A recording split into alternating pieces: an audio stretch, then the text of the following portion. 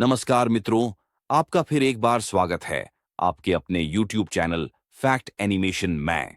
दोस्तों, अगर आप चैनल पर नए हो तो वीडियो को लाइक और चैनल को सब्सक्राइब कर लें।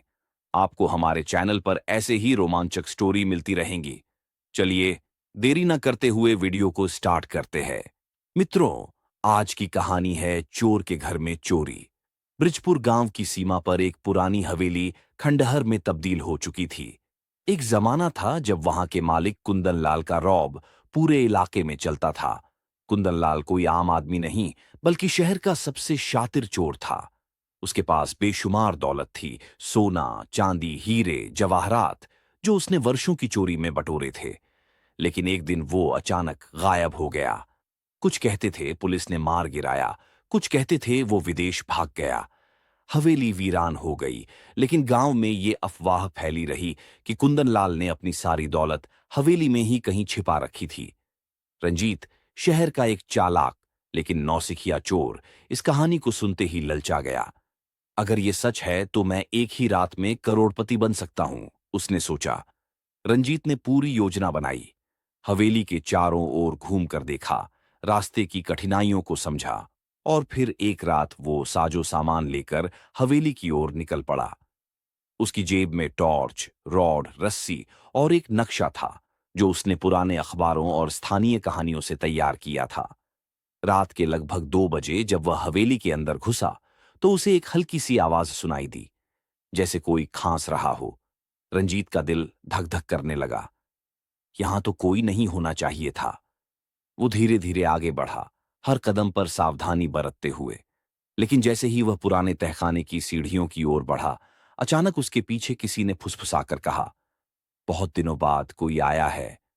रंजीत सिहर उठा, टॉर्च घुमाई, कोई नहीं। उसने समझा शायद डर के कारण वह भ्रमित हो रहा है। उसने खुद को संभाला और तहखाने की ओर बढ़ा। तहखाने में घुप अंधेरा था। दीवारों पर नक्काशी थी, कुछ जानवर, कुछ देवताओं की मूर्तियां और एक नक्शानुमा चित्र। उसे लगा ये उसी खजाने तक पहुंचने का रास्ता दिखा रहा है। जैसे ही वह चित्र की ओर बढ़ा, एक ईंट दब गई और तहखाने की दीवार से एक दरवाजा खुला। ये तो किसी फिल्म जैसा है। रंजीत बुदबुदाया और दरवाजे के भीतर चला गया। दरवाजे के भीतर पहुंचते ही रंजीत की सांसें थम गईं। वहां एक बूढ़ा आदमी बैठा था, जिसकी आंखों में अजीब चमक थी और हाथ में एक पुरानी सी तलवार। वह धीरे से बोला, चोरी करने आया है। लेकिन क्या तू जानता है तू किसके घर में चोरी कर रहा है? रंजीत हकबका गया। ता तुम कौन हो? मैं कुंदन लाल हूं, उसने उत्तर दिया। लेकिन तुम तो मर चुके हो। सच और झूठ के बीच भी एक दरवाजा होता है, जैसे तूने अभी पार किया। रंजीत समझ नहीं पाया, क्या यह आत्मा है या कोई असली आदमी जो खुद को कुंदन लाल कह रहा है? मेरे खजाने तक पहुंचना है? कुंदन लाल ने पूछा। रंजीत ने हां में सिर हिलाया। तो पहले मेरी एक परीक्षा पास करनी होगी। कैसी परीक्षा? तेरा जमीर और तेरा लालच, दोनों की आज कसौटी होगी। रंजीत को समझ नहीं आया कि क्या हो रहा है, लेकिन खजाने की चाह में वह किसी भी परीक्षा के लिए तैयार था। एक और दरवाजा खुला। अंदर 2 रास्ते थे। एक के ऊपर लिखा था सच और दूसरे पर झूठ। दोनों रास्तों पर जाने वालों को अलग अलग चीजें दिख रही थीं। झूठ वाले रास्ते पर सोने के ढेर, सुंदर औरतें और ऐशो आराम थे। सच वाले रास्ते पर अंधेरा, कांटे और अकेलापन। रंजीत थोड़ी देर तक देखता रहा और फिर उसने सच वाले रास्ते को चुना, क्योंकि उसके दिल ने कहा कि असली खजाना आसान रास्ते से नहीं मिलेगा। सच वाले रास्ते पर चलते हुए वह एक हॉल में पहुंचा, जहां उसके सामने उसका बचपन खड़ा था। एक मासूम बच्चा जो चोरी से डरता था, ईमानदारी से जीता था। बच्चे ने उससे पूछा, तू क्यों बदल गया? क्या सिर्फ पैसे के लिए तेरा जमीर मर गया?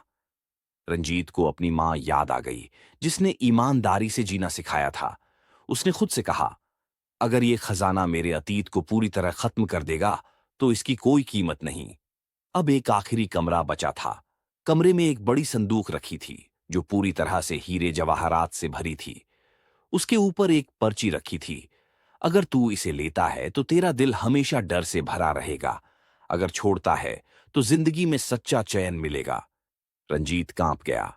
उसकी आंखों में लालच और पश्चाताप की जंग चलने लगी। आखिरकार उसने संदूक की ओर देखा, गहरी सांस ली और पीछे मुड़ गया। जैसे ही रंजीत हवेली से बाहर निकला, वह हवा में हल्कापन महसूस करने लगा। कुंदनलाल की आवाज पीछे से आई, तू जीत गया। असली खजाना यह था कि तू अपने अंदर के चोर को हरा सका। अगले दिन गांव वालों ने देखा कि हवेली फिर से वीरान हो गई थी, लेकिन रंजीत अब एक बदला हुआ इंसान था। उसने अपने पिछले जीवन को छोड़ दिया और गांव में एक ईमानदार जीवन शुरू किया। उसने अनाथ बच्चों के लिए एक स्कूल खोला और वहां अपनी कहानी सुनाया करता।